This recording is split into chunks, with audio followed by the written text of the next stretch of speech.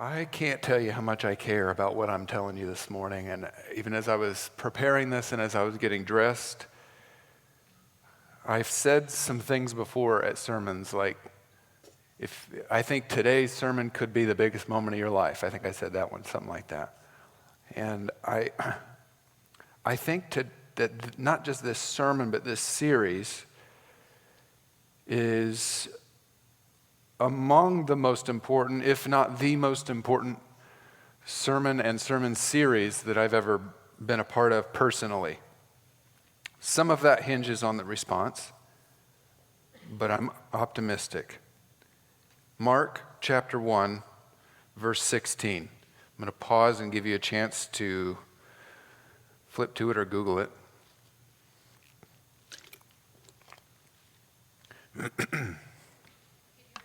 Mark chapter 1, verse 16.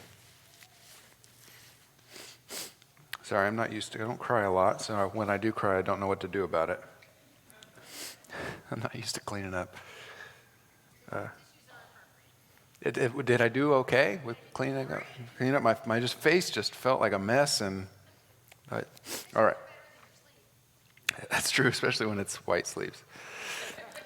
All right, Mark chapter 1, verse 16. As Jesus walked beside the Sea of Galilee, he saw Simon and his brother Andrew casting a net into the lake, for they were fishermen. "Come, follow me," Jesus said, "and I will send you out to fish for people." At once they left their nets and followed him. I'm going to read it one more time. That's short. Mark chapter 1, verse 16. As Jesus walked beside the Sea of Galilee, he saw Simon and his brother Andrew casting a net into the lake, for they were fishermen. "Come, follow me," Jesus said, "and I will send you out to fish for people." At once they left their nets and followed him. This is a series on discipleship. It's called StepUp. Did everyone see our permanent, beautiful display in the back? Are you ready to step up? We even have a book called Step Up. If you go to our website and you go to our main menu, there's a line called Step Up. This is a big deal. Why, at this point in our church history, are we talking about discipleship? I think that we've had 3 big chapters since 2020.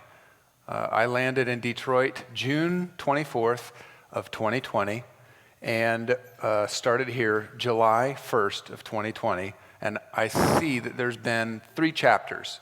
The first chapter I'm going to call Surviving Shaping.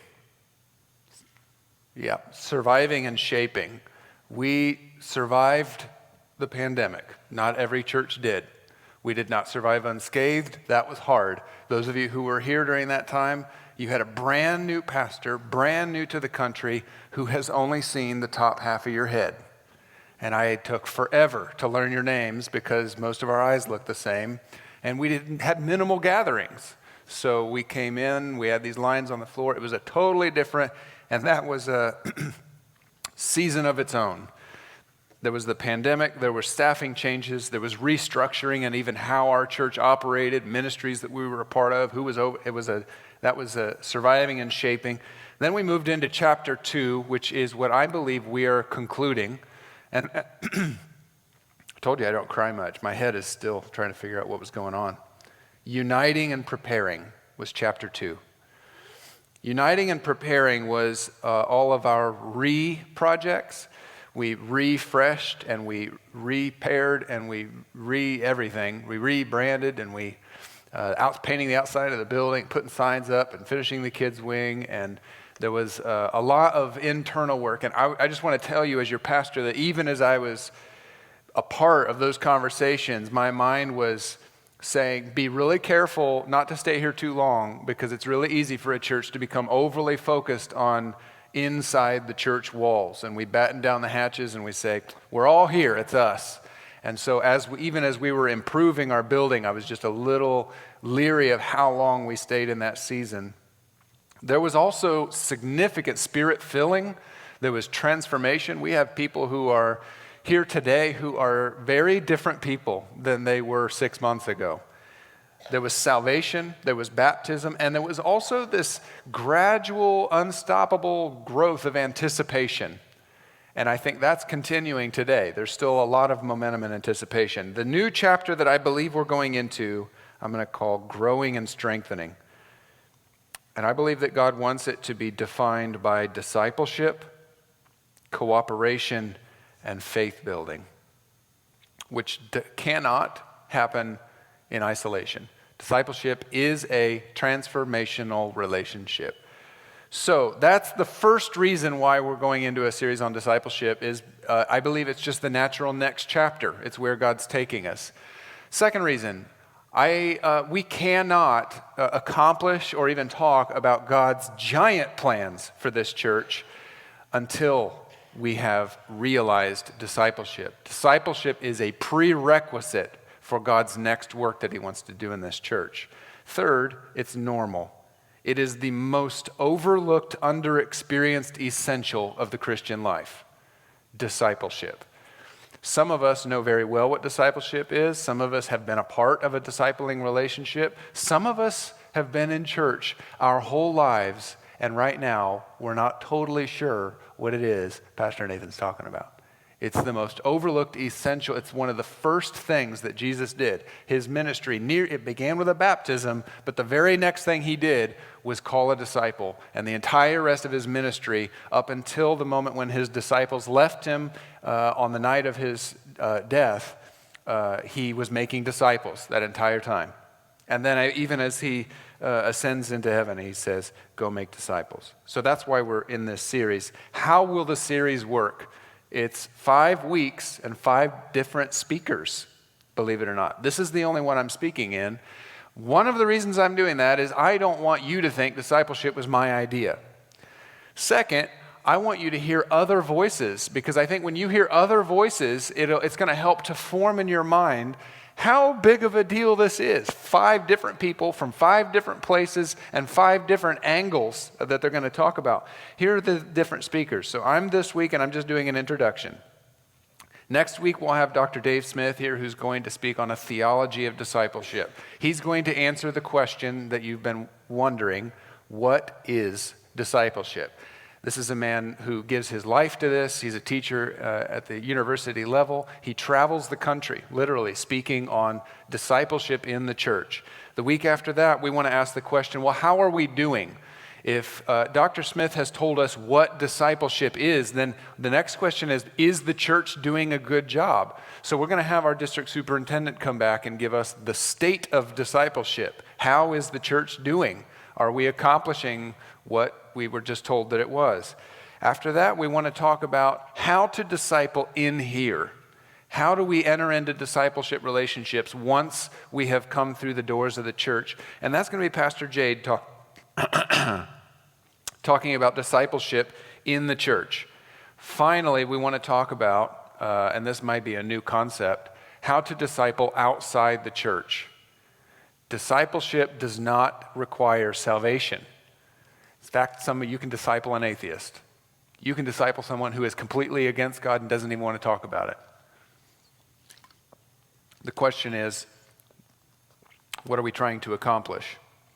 Discipleship happens in the community, and that's going to be Eddie Shigley coming to us. I'm going to explain more about him and my relationship to him and why he's an important part of my life, and I believe will be an important part of the life of our church.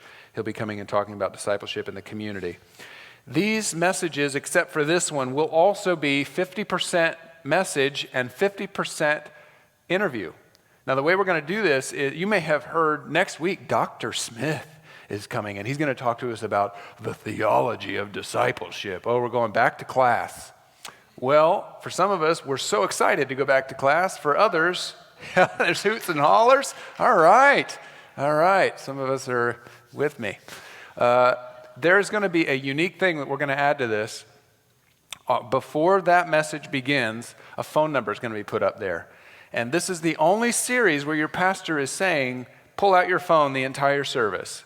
Anytime something is said during that message and you think, I'd like to hear more about that, you text that number. He's only going to be speaking for about 15 to 20 minutes, and then we're going to have a song, which is going to be time for us to put those questions together. And then the first week, I'm going to take your questions, and I'm going to interview him with your questions.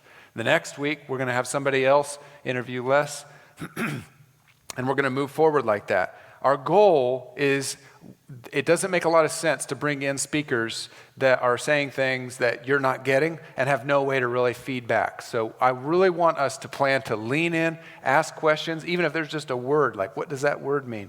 And if your question doesn't get answered in the interview, follow up with me and we'll work on your question, even maybe contacting the speaker later to find out if we can get some feedback on it. Lastly, this series is going to be highly interactive. So that station back there is not just something to look at, it's something to interact with.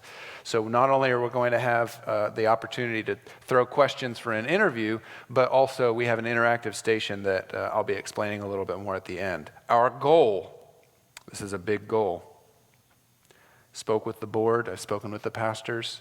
There is an agreement among us that we're going to accept the goal of 75% participation. That means that whatever our average attendance is over a month, we'd like 75% of that number to be involved in StepUp discipleship. You might think that's huge. I just want to let you know that not only are all the pastors already involved, all the board is already involved, and get ready to clap. 86% of the youth group is already involved. 86%. The youth that are involved in that are going to be coming. Youth starts at 6 o'clock on Sundays. We have 86% of our youth group coming at 5 o'clock to spread throughout the building and meet one-on-one in a discipleship relationship. That's where the youth group is headed. It's incredible.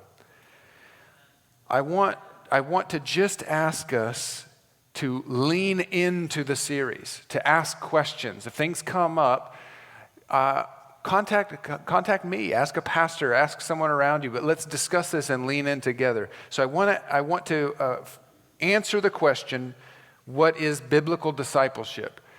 A lot of this is we're going to cover it again and again, like from 5 different voices, like I said, but I don't think I can get through an introduction without at least explaining what it is and setting the groundwork. So we're going to go through Mark again.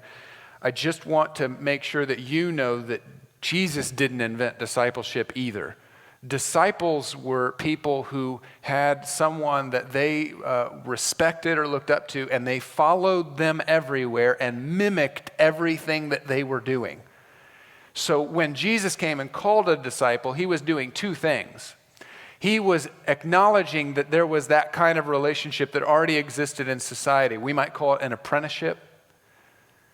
And he called people to him in that fashion, saying, I have something in me that is worth being modeled. That's Jesus himself. And you would benefit from following that model. So when does this happen? I've already read it to you. We're going to go through. I'll read it one more time. Let's put the whole Mark verse up there. I think it's the next slide. I'll read it here until it comes up. As Jesus walked beside the Sea of Galilee, he saw Simon and his brother Andrew casting a net into the lake, for they were fishermen. Come, follow me, Jesus said, and I will send you out to fish for people. At once they left their nets and followed him. Let's go line by line. As Jesus walked beside the Sea of Galilee. So this entire concept, there we go. This entire concept of making disciples. This is the first time that Jesus calls disciples in the book of Mark. Who's the first reference? Jesus. Jesus is the main character of your story. The first thing that happens in your being a disciple is Jesus moving. Jesus is traveling, Jesus is working, Jesus is loving, Jesus is saving, calling, sending, doing everything that Jesus does, and at some point, you came in. It's important for us to remember this because sometimes we go through life wanting to be I'm the hero of my story. Jesus is the hero of your story. We come sometimes into faith, and our first step is, you know what? I need to get right with God. And that's an okay place to begin, getting right with God. As long as getting right with God becomes healthier and healthier and healthier until you see you did not invite God, God invited you. I did not invite Jesus, Jesus invited me. I wasn't walking on the shore, Jesus was walking on the shore. I was just doing what I do. Jesus is the main character in the story of every disciple. As Jesus walked beside the Sea of Galilee, he saw Simon and his brother Andrew. Jesus sees you. He sees you where you are. He sees you where you work. He knows your family. He knows your friends. He knows your desires. He knows what's missing. He knows what you want. He knows what you lacked, what you forgot, what you broke, what you hurt. He knows what you helped. He knows what your gifts and your skills are. He knows you by name. Jesus sees you. He was walking before you knew he was walking, but when he was walking, he saw you. Say your name out loud. That's what Jesus says. I have this crazy thing. I believe that if Jesus would have kept walking past Simon and Andrew and you were standing there, you would be Simon and Andrew. Because the power is not in Simon and Andrew, the power is in the calling of Jesus. When you call out your name and you believe that Jesus was walking first and you hold up your hand, you're Simon.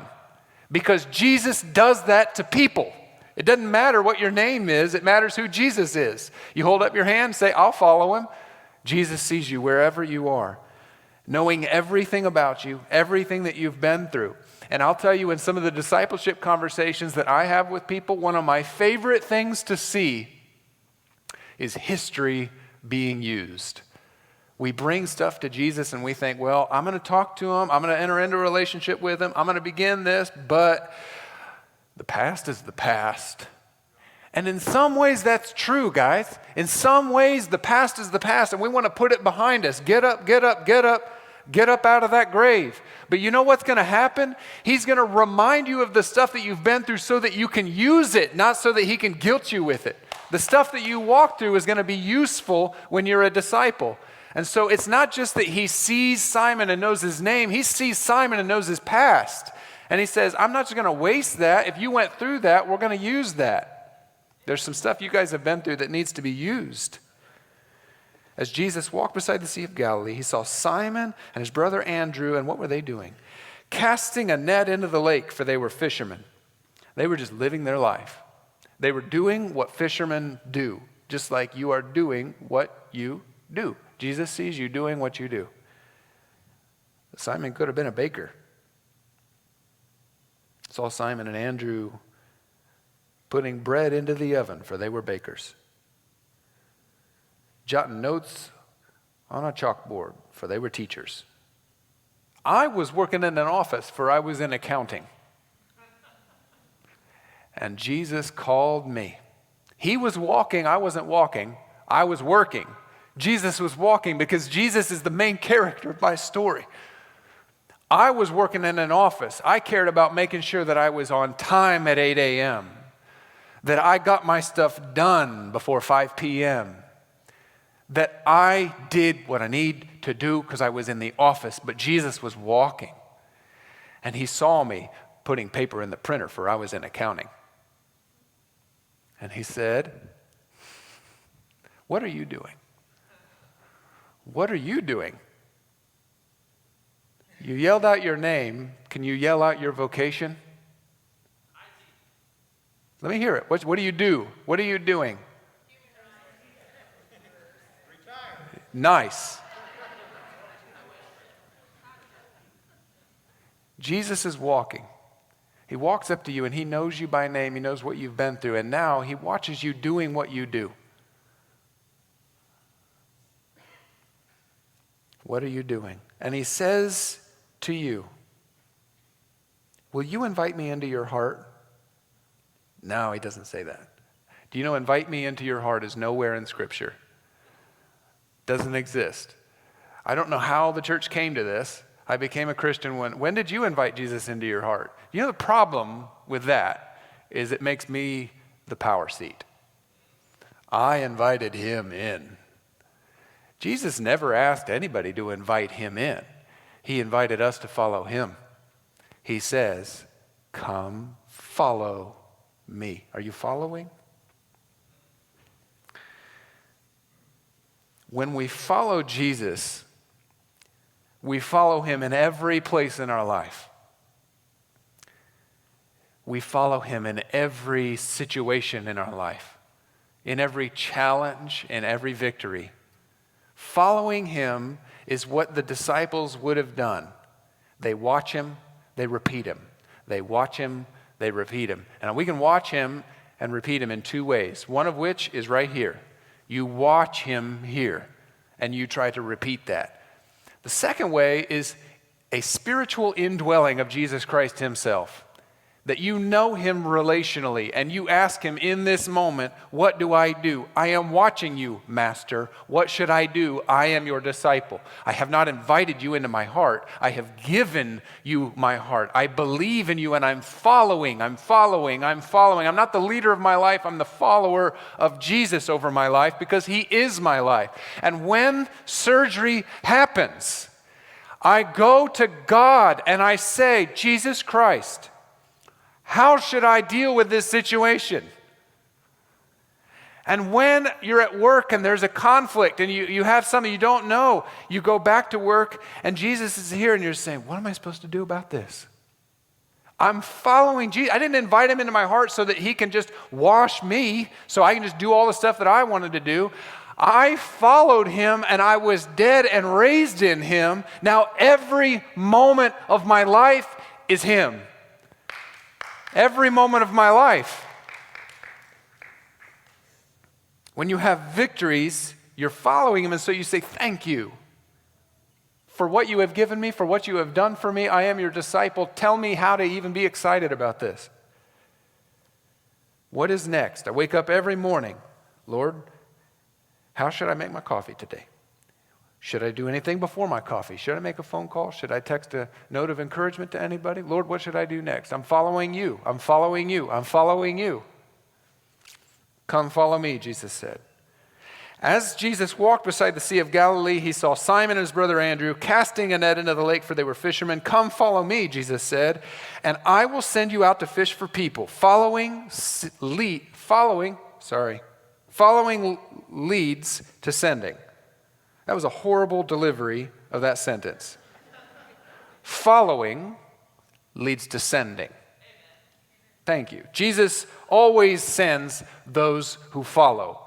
Jesus always sends those who follow, 100% of the time. Jesus never asked people to follow him to have a seat. He sent every single person who followed him. Are you following? You're sent. Have you been sent? You may not be following. Follow Jesus. Don't invite Jesus into your heart for a religious process and church attendance. Follow him in your soul. Follow him in your flesh. Follow him in your heart. Follow him in every moment. Jesus, what now? Jesus, what now? You brought me up out of that grave. What do I do now? What do I do now? You are my life. You are my every moment. How do I say hi to that person today? At once, not there yet. I will send you out to fish for people. I just want to let you know, his sending will be your greatest purpose and fulfillment.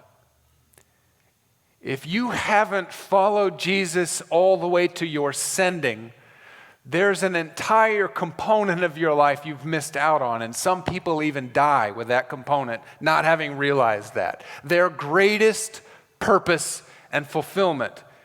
If you work in accounting like I did, you may work in accounting until retirement. If you're retired, you may be retired.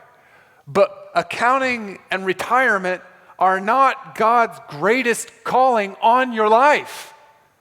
God asks us to follow Jesus and to be sent. Have you been sent? Your called place in life perfectly lines up with your unique design. We've talked about this before, about these things that maybe you let go of when you were 6 years old. These giant dreams. I really like this. I think God made me for this. Go back to that. Because when you follow Jesus, he will send you. And the place that he sends you might be in an accounting office, but it ain't accounting. It might be in your retirement, but it ain't sitting on a lazy boy, I tell you that. Not unless someone is sitting on the lazy boy next to you and you're talking to them about the growth of their faith, because Jesus wastes not 1 minute. Your calling and your sentness is the greatest purpose and fulfillment of your life. Have you followed? Are you sent? At once, they left their nets and followed him. The greatest reason that church attenders and Christian people do not enter into discipleship is that they did not leave their nets. What are your nets? The things that you think, if I don't do that, I don't know who I am. If I don't do that, I don't know how I feed my family. If I don't do that, I don't know what my identity is anymore. He asked every one of his 12 disciples to drop their nets, signifying for us that there has to be something that we have previously held tightly as our sustainer, as our identity. This is who I am. I am a fisherman. I am in accounting. I am retired. No, I am a disciple of my Lord Jesus Christ who happens to work in accounting. That is the calling of Jesus Christ. And you don't get the sentence unless you leave accounting. You have to leave accounting and you have to accept the call of Jesus Christ to follow him. Doesn't mean you have to quit your job. It's about prioritization and orientation. Who are you first? Are you willing to leave your job? Are you willing to leave it and do whatever God calls you to do? Jesus Christ was walking along the Sea of Galilee and he saw Simon and he saw Andrew. They were fishing, for they were fishermen. And he said, "Come follow me. I will teach you to fish for men." Yet once they left their nets and followed him. Those who left their nets and followed him are disciples. The discipleship process, transformational relationship, has been the most invigorating, life-giving, purpose-orienting experience in my entire faith walk. And I desperately want it for every single one of you. Not just attendance here in the church, not even just volunteering, not even just giving, but a transformational relationship where you sit and you look at someone across the table and you speak about the deepest things of life. Where are we going? What are you doing? Why did you want that? Why did you say that? What does Jesus want you to do today? Did you do that yesterday? What did he want you to do yesterday? Have you listened to the Holy Spirit? Are you ready to step up, church? I'm going to ask the band to come, but I'm going to walk through 5 steps of discipleship, which if you look back, you'll see above that black board, there are 5 steps. And I'm going to walk through them.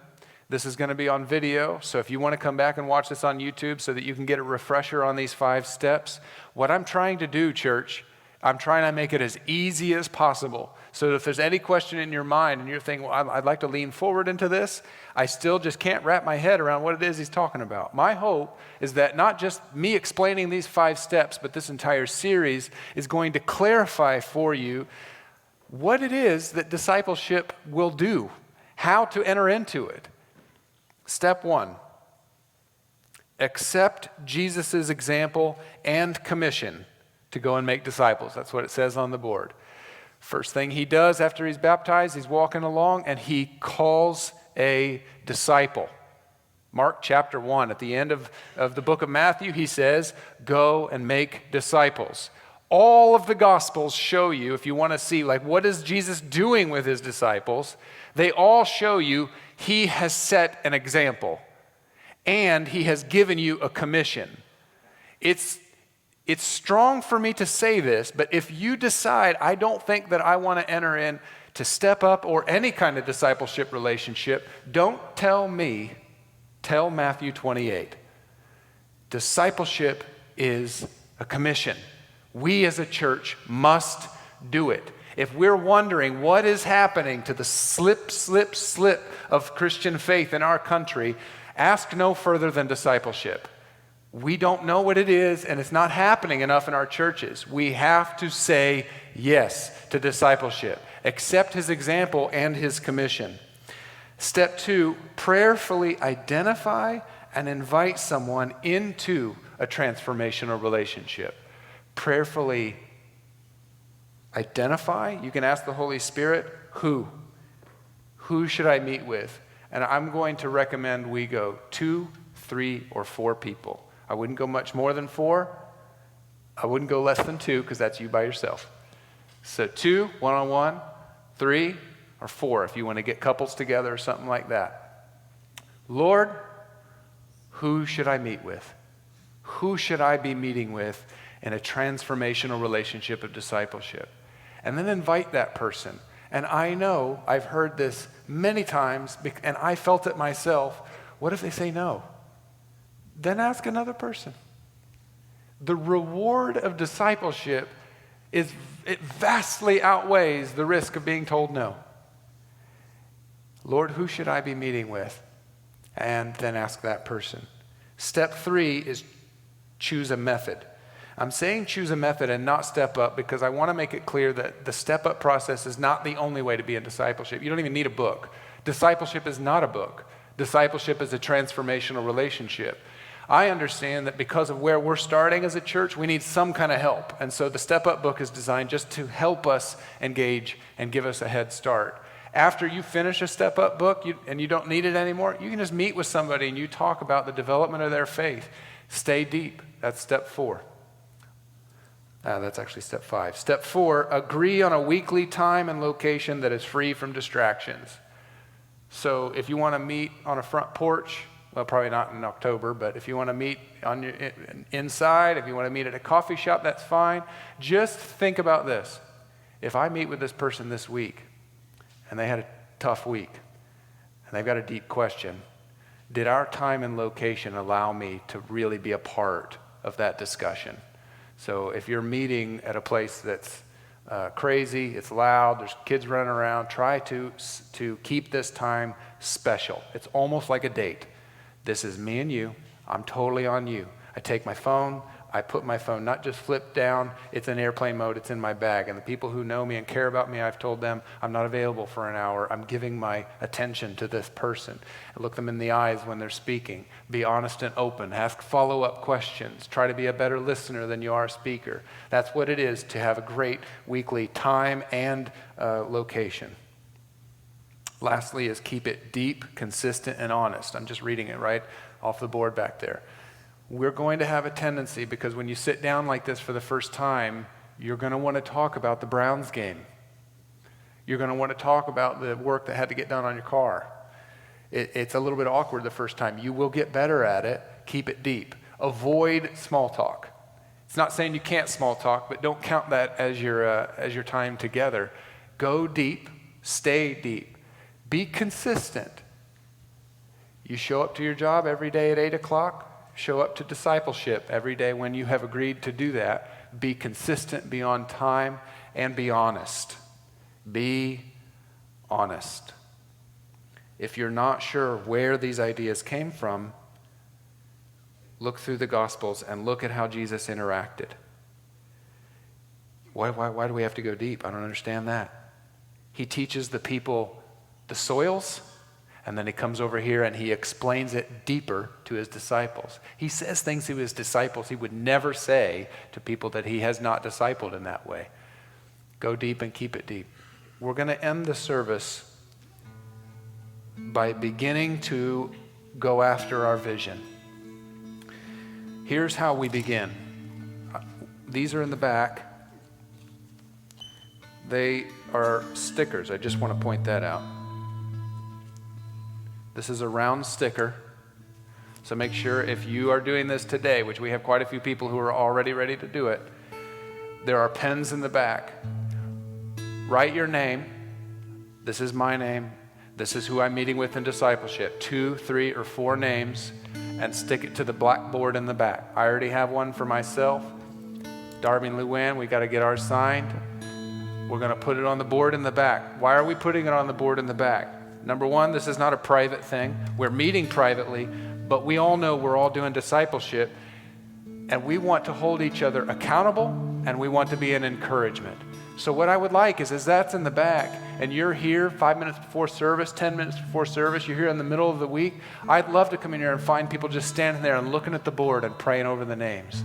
I pray that transformational relationship is making an impact on their life, that this is a safe place for them to go deep, to be honest. I pray that this is taking them deeper in their faith, that they're being challenged. I pray that in this discipleship connection, they're feeling again the calling that was on their life, and that they would feel sent by God to do something. I feel that they feel a deep sense of purpose because they're realizing in their interaction with another person who they were designed to be, where they were designed to go, what they were designed to accomplish. Let's put our stickers up on the board. This is the contract. I know there's quite a few that are already set up. We have time during this closing song that if you already know I need to go to this person and they're sitting in the room right now, be courageous. Go right to the person and say, what do you think? Are we in this? It's possible to get through all 5 steps right now during this song. If you're already set up, go ahead and sign your name and get set up. If you're ready to go ahead and go to that person. Be brave. Be willing for them to say no. Be brave. Let's enter into discipleship together. I'm going to put some down here with pens, some down here with pens, and there's some up there with pens.